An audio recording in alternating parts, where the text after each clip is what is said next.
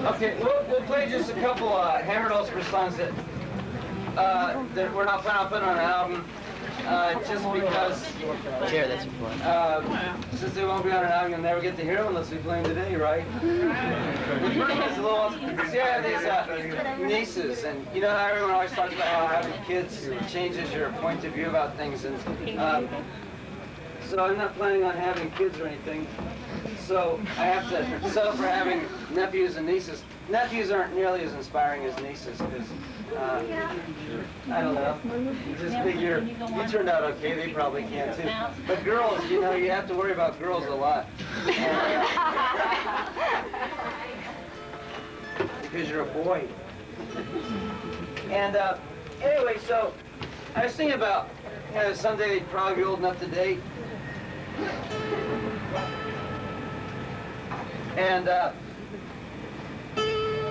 just thinking about how boring it is to be a teenager, you know, and so, you know, people when you're young, you'll do anything for excitement, and I just think that as life progresses, I mean, as history progresses, people just keep finding duller and duller ways to excite themselves, and then I was thinking about The Sound of Music, and okay, have you all seen the movie The Sound of Music? Yeah. Okay, so when Maria the Nun and Captain Von Trapp fell in love, what was the very first thing they did when they knew that it was bigger than both of them? Thanks. And thank you for playing. What was the very first thing they did? Kiss. No. Dance. They danced. And so, you know, we're not Baptists or anything, so we're allowed to do that. And not a Wheaton college. Not a Wheaton college. But I was thinking that, you know, maybe the more kids dance, you know, the less they would park and stuff. And so, do people park in Chicago? Is that what you do?